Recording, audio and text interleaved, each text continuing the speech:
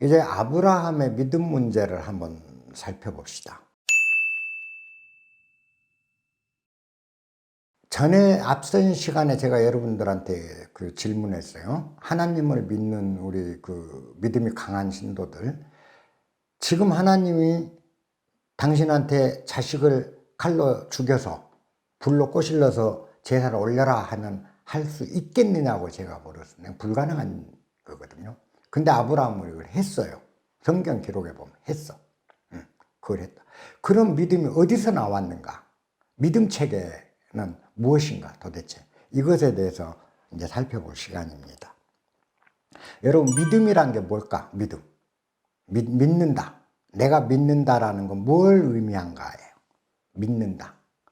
내가 옆에 있는 친구, 내 친구한테 난 널 믿어. 난 너를 믿는다라고 할 때 그 의미가 뭔가를 한번 생각해 보십시다. 난 너를 믿는다. 뭘 믿는다는 거죠? 내 기대에 배반하지 않는다는 것. 또 내가 원하는 방향, 이것의 기대치, 내가 너한테 기대하고 있는 어떤 기대치에 어긋나지 않게 행동할 것이라는 거. 그걸 믿는다는 거잖아요. 그죠? 믿는다. 자, 예수님을 믿는다. 나는 예수님을 믿는다. 예수님, 당신을 믿습니다. 라고 할 때 예수님의 뭘 믿는다는 거예요? 믿음이 뭐냐는 거죠. 예수님이 어떤 걸 믿냐는 거죠. 결국 내가 예수님을 믿으면 예수님이 내 믿음을 배반하지 않고 나를 구원해 줄 것이다 라는 걸 믿는 거잖아요. 이처럼 믿음에는 대가를 원하는 게 뒷면에, 그 믿음은 거래예요. 주고받음. give and take라는 거지. 일방적인 믿음이 아니라는 거예요. 하나님을 믿습니다. 뭐죠? 하나님 믿는 거 뭐예요? 뭘 믿는다? 하나님 믿습니다. 하나님의 무엇을 믿어요? 하나님의 선량함을 믿는다. 그건 아니잖아요. 선량함 좋죠. 믿죠. 근데 진짜 믿음, 내가 하나님을 믿었더니 하나님께서 나중에 나한테 영생을 주신다는 것. 내 기대에 어긋나지 않게 하나님을 믿었더니 하나님 나한테 영생을 주신다는 걸 믿는다. 하나님의 믿음의 조건이 항상 조건부적이라는 겁니다. 이거는 사실 믿음이라 할 수가 없는 거예요. 이거는 거래, 장사라. 5원 주면 5원어치 오는 것. 이렇게 돼버린다. 그러면 그런 식으로 우리가 믿음을 이해하고 있기 때문에 믿음이라는 거, 믿습니다 하면 실제로는 그 믿음의 바탕에는 거래가 도사리고 있기 때문에 우리가 막상 하나님이 네 자식 죽여, 그럼 우리 자식 앞에 칼을 못 들이댄다는 겁니다. 조건하고 안 맞는 거예요. 그래서 우리는 그 아브라함처럼 절대적인 믿음을 도출해낼 수가 없어요. 우리 안에서. 그런데 이 믿음, 아브라함의 믿음을 살펴보려면, 믿음을 알려면 제일 먼저 알아야 되는 게 원죄, 죄의 개념입니다. 죄, 원죄라는 게 무엇인지. 그 전에 그 창세기 강의하면서 원죄론을 제가 잠시 언급했어요. 원죄라는 거는 인간 한계 상황이라는 존재 양식과 관련된 용어다. 인간 한계, 인간으로서 한계점이 있다는 거예요. 그 한계 상황, 인간은 무조건 한계 상황에 부딪히게 됐다. 그 인간의 존재 자체, 존재론적으로 인간은 그렇다라는 거. 그 존재 양식하고 관련된 것이 그 원죄 개념이라고 제가 얘기했어요. 그 뭐냐? 원죄라는 말이 히브리어는 하마르티아라는 말인데, 이 하마르티아를 정확하게 해석하면 관역에서 빗나감, 관역에서 빗나간다라는 뜻이에요. 관역에서 빗나간다. 그게 원죄라는 거예요.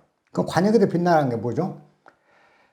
하나님이 우리한테 준 삶의 목표, 목적, 관역, 삶의, 인생의 관역에 우리 인생이 도달하지 못한다.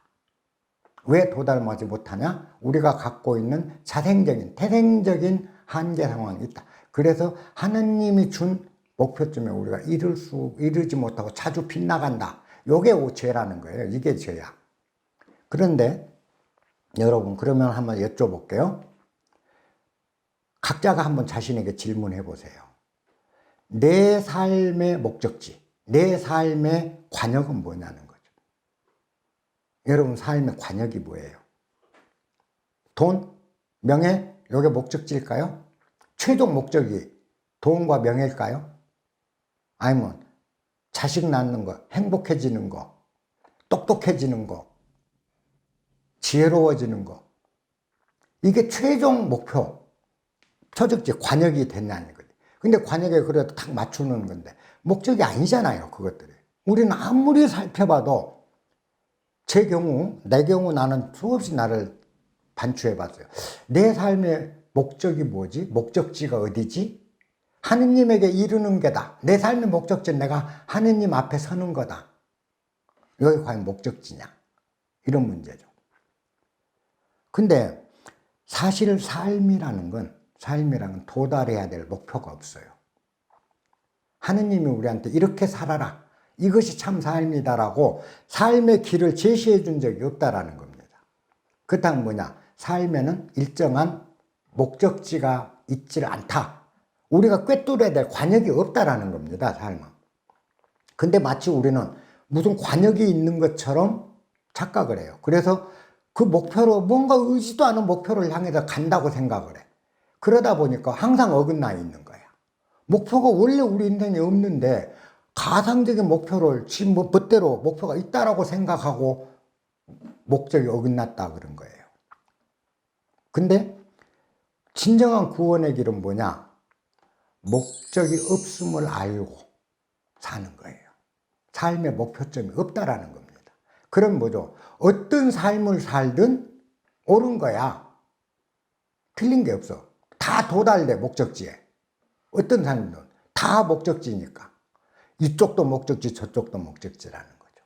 그래서 어긋남이 없는 삶이 되는 거예요. 이게 구원이에요. 사실 구원은 항상 그렇습니다. 예수님이 가르친 곳곳을 봐도 다 목적이 정해져 있는 게 아니다는 겁니다. 인생은. 근데 우리는 목적이 있는 걸로 착각한다.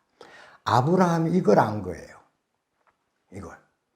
자, 아브라함이 바빌론 유수 생활을 하면서 와서 유대민족을 결속시키기 위해서 하느님 사상이라는 이데올로기를 창출해서 유대민족을 결속시키는 거는 수많은 고민과 고통, 그 다음에 명상, 수행, 이걸 통해서 기도, 이런 걸 통해서 자기 성찰을 엄청 한 거죠. 그러면서 삶의 목적, 하나님이 주신 목적이 뭘까를 고민했다는 거죠. 그 결과, 이게 우리가 없는 목적을 있다라고 착각을 하고 살았다. 그 구원에 이를 길이 없다. 그 목적이 이제 사라지면 모든 삶이 다 제대로 갈 수 있는 관역으로 향해서 가는 삶이 되는 거예요. 그때 구원이 일어나기 시작한다는 거예요. 이 믿음이 있어요. 그러면 자식을 죽여라 이제 해서 그걸 체험하고 나니까 이 사람으로서는 이제는 감출 게 없는 거예요. 왜? 찌질해도 당당해도 용감해도 비겁해도 다 인생의 목적에 이르는 수단이라는 겁니다. 각각이 다 훌륭한 수단이고 훌륭한 방법들이에요. 이걸 알게 된 거죠. 그러니까 이제는 의문이 사라져, 인생에. 그래서 우리가 불교에서 그런 얘기를 하죠. 확철대오하고 났더니 모든 삶의 의문이 다 해소됐더라. 이게 진실입니다. 의문이 없어요. 그 다음에는 왜라는 말이 어느 날부터 떨어져 나가. 나한테서. 왜 했던 데서. 왜가 아니고 그냥 수긍이 돼, 모든 게. 그래서 네 아들을 죽여. 그래서 제사를 지내. 이런 무리한 요구가 왔다 할 때, 하느님으로 왔다 할 때, 우리는 왜 죽이라고 그러지? 뭐 때문에? 이걸 먼저 묻게 된다고. 근데 이제 세상에 의문이 사라지시면, 죽이라는 데는 뭔가 이유가 있겠지. 이게 절대적인 믿음으로 변해버려요. 절대적으로. 그래서 한 거예요. 그러면 우리가 여러분들이 마누라를 여동생이라고 하고 힘 있는 놈한테 상납해. 그리고 선물 받아. 힘 있는 주는 돈 받아. 이게 굉장히 자존심 상하죠. 자존심 상하고 죽기보다도 못해. 오쟁이진 것 같거든, 내가. 이게 바보 된 거거든. 그죠? 우리 못 해내요. 근데 아브라함은 해내, 그 일을. 우리가 못하는 일을 아브라함이 해내는 거예요. 그리고 우리가 못하는, 우리가 감히, 체면상, 자존심상, 그냥 다른 사람한테 그 내세울 명분상 도저히 못할 일마저도 아브라함은 해낸다. 이게 뭘 의미할까요? 아브라함의 힘인 거예요. 아니, 이 사람이 힘이 없는 사람이 아니라고 그랬잖아요. 저쪽에 그 그돌라오멜 왕 군대하고 전투를 해서 이 소돔 고모라 무슨 이 왕들 연합군 5개 국가 연합군이 그돌라오멜한테 패배를 했는데 아브라함이 가서 혼자 가서 이겼다니까. 자기 그 식솔들 400명 데리고 가서. 그런 용사, 비겁한 사람 아니에요. 그렇게 용감해서 소돔 고모라 왕한테 하느님처럼 떠받들여주고 선물 받고 모든 걸 보장을 받아요. 성경 기록에 있어. 그런 사람이 이 자존심 상하고 우리가 감히 우리는 상상도 못할 이 추접스러운 일을 했다. 이건 뭘 의미야? 이게 힘이라는 거예요. 얼마나 당당한 거냐는 거예요, 이 사람이. 진정한 당당함은 남이 할 수 없는 일마저도 할 수 있는 사람. 그게 치욕처럼 보이지만 사실은 치욕이 아니라는 거. 자기 부인에 대한 믿음이 굉장히 강하다는 겁니다. 왜? 결코 뺏긴 게 아니다.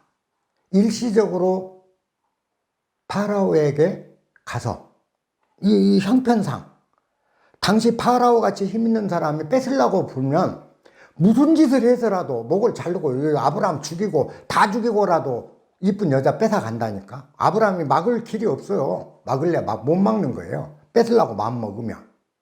그런 상황에서 저항은 무의미한 거예요. 저항은 무의미하면 우리는 지렁이는 발표를 꿈틀한다고 꿈틀이라도 해보고 뒤지자. 그게 일종의 자존심이다라고 생각하는 거죠. 근데 실제 부인이 그렇게 가서 그 사람 품에 며칠 지낸다 할지라도 내 부인은 절대 나한테 돌아오게 돼 있으며 나는 내 부인의 사랑을 의심치 않는다. 이런 믿음이 아브라함 안에 없이 그게 가능했을 거냐. 인간에 대한 신뢰, 자기 부인의 사랑에 대한 신뢰, 하나님에 대한 신뢰, 이 모든 것이 아브라함의 신뢰로 된다. 이런 신뢰가 되는 건 뭐냐? 인생이라는 거 아까 하나를 알면 하나를 깨우친 거예요. 목적이 있는 게 아니다라는 거. 그래서 이 원죄라는 하마르티아가 그 개념에 잡히니까 아브라함은 그때부터는 굉장히 힘 있는 자가 돼요. 남이 할 수 없는 일도, 남은 감히 자존심 상해도 못하는 일도 해내. 그럼 이 사람이야말로 정말 당당하고 용기 있는 사람이라고 봐야 되는 거죠. 우리가 생각하는 아까 그 찌질한 면만 보지만 이 찌질한 면을 다른 측면에서 보면 굉장한 힘인 겁니다. 이 세상에 힘있게 산다는 건 그거예요. 그 힘은 누가 주었죠? 성경에는 하나님이 주신 거라고 나와. 하나님이 아브라함이 주신. 근데 실제 그 힘은 아브라함의 믿음이에요. 아브라함 스스로 만들어낸 힘인 거예요. 하느님이 주어서 한 게 아브라함이 자기 안에 그런 체험과 실증적인 체험, 믿음에 대한 체험이 아브라함이 있었고 그 체험을 바탕으로 믿었기 때문에 아브라함의 그 많은 축복이 오고 구원이 온 것인, 그렇다면 하느님이 줬다 라는 측면보다는 아브라함 스스로가 만들어낸 힘인 거예요. 그 아브라함 스스로가 만들어낸 구원. 우리는 모든 구원은 내 안에 있는 겁니다. 그래서 하나님이 자신을 닮은 형상으로 사람을 만들었다. 하느님은 구원자잖아요. 우리를 구원해. 근데 똑같은 닮은 꼴로 우리를 만들었어. 우리도 구원자라는 거예요. 내 자신이. 나를 구원할 자도 나요. 나를 해치는 자도 나요. 나를 상 주는 자도 나요. 나를 벌 주는 자도 나다. 여러분, 믿음이라는 말, 이 믿음이라는 말에 속지를 않아야 됩니다. 내가 누굴 믿는다라는 믿음, 이 언어에 속으면 결코 진정한 믿음이 나오질 않습니다. 믿음, 여러분 스스로 자문해 보십시오. 믿는다는 게 뭘까? 내가 저 친구를 믿는다고 할 때 그 믿는다는 게 뭘까? 아까 설명했지만 여러분들이 스스로에게 믿음에 대한 걸 자문을 해봐요. 믿는다는 게 뭔지. 그러고 나서 내 믿음이 정말 조건부 믿음인지 아닌지 점검이 되는 거예요. 그러고 나서 여러분들이 진실로 믿는다는 경지는 뭘까를 또 고민해야 돼요. 뭘까를. 자, 아브라함의 믿음은 그럼 어떤 경지였는가? 아까 체험을 통한. 진정한 믿음은 믿고 자시고 할 것 없다. 없이 믿어지는 것. 믿지 않을래야 믿지 않을 수 없어. 그게 진정한 믿음. 믿지 않을래야 믿지 않을 수 없는 것이 진정한 믿음이에요. 믿고 자시고 문제가 아니라 이거는. 그럼 믿지 않을래야 믿지 않을 수 없는 상태로 들어갈 수 있는 길이 뭘까라는 거예요. 뭐죠? 여러분 그런 길이 뭐겠는가요? 실증적인 체험을 통해서밖에 오지 않습니다. 진정한 믿음은. 진실로 내 체험을 통해서 믿지 않을래야 않을 수 없는 상태에 이르는 것이 믿음이다. 아브라함이 자기 자식을 죽여서 제사로 지낼 정도의 그런 강한 믿음은 그런 실증적 체험을 통해서 형성된 것이다라는 겁니다. 똑같은 사례가 우리가 신약 바울의 전도서에 나와요. 바울이 원래 이름이 사울이잖아요, 바울은. 그래갖고 예수를 굉장히 탄압해요. 근데 예수님하고 바울은 한 번 만난 적도 없어. 예수님을 탄압한 적은 실제 없어요. 예수님을 탄압한 게 아니라 예수님 죽은 다음에 예수 제자들의 전도를 방해를 해. 방해를 많이 해. 왜? 이 바울은 바리사이파거든. 율법주의자거든. 유대 율법, 십계명 뭐 이런 거 다 지켜내야 되는 율법자예요. 근데 예수님은 뭐지? 창녀들, 갈보들, 무슨 세리들, 문둥병자들, 안진뱅이, 예편네들 막 이 사회 쓰레기같이 사람들이 힘없는 사람들 잔뜩 모아놓고 맨날 거기서 위로해주고 먹고 마시고 한다 이 말이에요. 그러니까 율법주의자들, 엘리트들이 볼 때는 저 형편없어. 엘리트들을 자기들이 갖고 있는 엘리트 의식이 있어요. 그런데 저 앞에 시장 저런 사람들하고 노는 사람이 그게 구세주래. 그리스도 구세주다 이 말이에요. 그러면 우리가 얘기할 때 구세주, 기독교 그 유대사에서만 얘기하는 그리스도, 구세주라는 건 뭐죠? 왕이에요. 다윗 왕 같은 왕이 돼서 세상을 편안케 한 자가 구세주란 말이지. 근데 자기 사회 지도층에서 보는 건 저것이 왕도 아니고 저 사람들하고 저렇게 희덕거리고 노는 저게 웃기는 그 존재야. 자기들이 볼 때. 그죠? 그러니까 말도 안 되는 그걸 구세주로 떠받들고 다니는 이 사람들을 볼 때 그냥 저 패고 싶은 거야. 그게 바울이었거든. 그래서 그러면서도 한쪽에는 의문이 나는 거예요. 근데 저 사람은 왜 저렇게 따를까? 우리가 볼 때는 말도 안 되는 사람인데 그 사람이 그리스도라니, 그 구세주라니 왜 그럴까? 그래서 광야에 나가서 명상을 해요, 바울이. 명상을 하는데 명상 중에 이제 바울 얘기대로 보자면 그거야. 예수님이 나타나. 죽은 예수가 나타나갖고 너는 왜 그렇게 나를 핍박하냐? 그러니까 지금 핍박한다고 얘기한 당신이 누구요? 물으니까 예수가 나는 네가 핍박하는 예수니라. 예수다. 그렇게 얘기를 했다. 그 말을 듣고 나서 갑자기 눈이 확 캄캄해지면서 아무것도 안 보이는 봉사가 되어버려. 바울이. 봉사가 되어버렸다. 봉사가 됐는데 그 후에 예수님이 사람을 보내와갖고 자기 눈을 만져주게 해. 만져주게 했더니 눈에서 비늘이 툭툭툭툭 떨어지더라. 떨어지면서 세상의 혼이 다시 보이게 됐다. 이렇게 고백을 해요, 바울이. 그러면 이것도 봐. 예수님이 나는 나타났고 당신 누구냐 그러니까 네가 핍박한 예수다라고 했다는 건 뭐겠어요? 자기가 지금까지 예수를 핍박을 해. 근데 저 사람들은 굉장히 떠받들어. 도대체 저게 뭘까? 저 사람이 했던 건 뭘까를 깊이 생각을 하는 거죠, 사막에서. 근데 자문자답했던 것이 그런 형태로 우화화된다고 보면 돼요. 그래서 자기 내면과 대화를 하는 거죠. 내가 예수를 핍박했는데 이건 당연해. 근데 저 사람들은 저래. 그 속에 뭔가가 있을 거다 하면서 광야에서 명상을 했다. 이렇게 보자고요. 그랬는데 그 과정에서 예수님이 천둥 같은 소리를 해. 그 예수님 소리가 아니고 사실은 바울 자기 내면의 소리인 거죠. 야 이놈 새끼야, 내가 너희같이 엘리트들 잘난 놈들한테 구원해줄 뭐가 있겠냐? 건강한 사람한테 의사가 왜 필요해? 환자한테 의사가 필요하지. 정작 구원받아야 됐던 저 사람이기 때문에 나는 저 사람들하고 노는 거야. 너가 구원받을 놈들 아니잖아. 너가 잘 먹고 잘 살잖아. 이런 꾸지람이에요. 그걸 하면서 아픔을 느낀 거죠, 바울이. 그걸 깨달아. 아, 예수님이 그 힘없는 자들과 같이 한 거는 진짜 구원의 대상이 그거다. 우리가 잘났다고 생각하는 우리는 정말 잘못된 거다. 이걸 반성할. 그러다 보니 뭐죠? 지금까지 이렇게 세상을 거꾸로 봤던 내가 이쪽으로 바뀌어. 시각이. 그래서 뭐죠? 눈에 비늘이 떨어졌다는 건 우리가 콩깍지 꼈다고 그러죠? 눈에 콩깍지 낀 콩깍지가 이제 떨어진 거야. 콩깍지 떨어진 게 세상에 제대로 보이는 거야.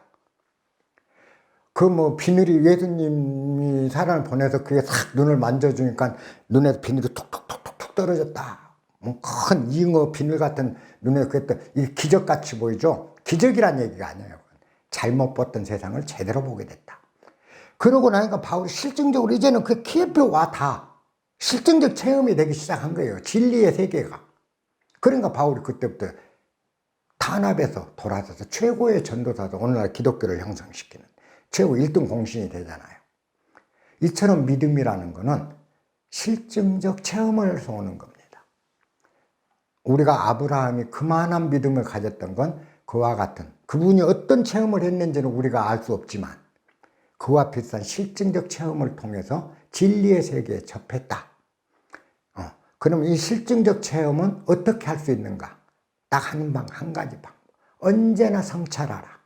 내 내면을 성찰하고 내 내면을 살펴라. 그리고 외면에 나타나는 말, 글자, 언어. 이것들은 항상 이중적인 속성이 있다.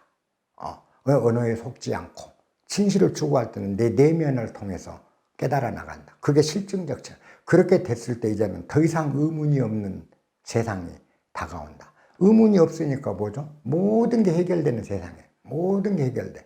이게 영생이에요. 구약 어디를 봐도, 구약 어디를 찾아봐도, 신약 어디를 찾아봐도 내세 신앙은 없어요. 예수님이 내세를 얘기한 적이 없어. 그리고 구약도 뭐 하늘나라 임금 뭐 보좌 옆에 앉는다 이렇게 했지만 네가 죽어서 내세에 뭐 이런 건 아니에요. 이 현세 구원 사상이에요. 유대 사상이나 기독교 성경 구약은 전부 현세 구원이지 죽어서 이후에 극락 간다 천당 간다라는 얘기, 이 성경 여러분들 구약에 단 한 구절이라도 여러분들 찾아갖고 오세요. 그럼 제가 그래갖고 비판한다면 어떤 비판인데 달게 받을게요. 이 구원은 우리가 현세에서 이룰 수 있는 겁니다. 그 구원을 시작해 준 자가 아브라함이고 그걸 매듭을 지어준 자가 예수님. 그래서 아브라함으로 시작해서 예수에서 끝나는 거. 요게 성경 전체의 귀결입니다. 오늘 여기까지 하겠습니다.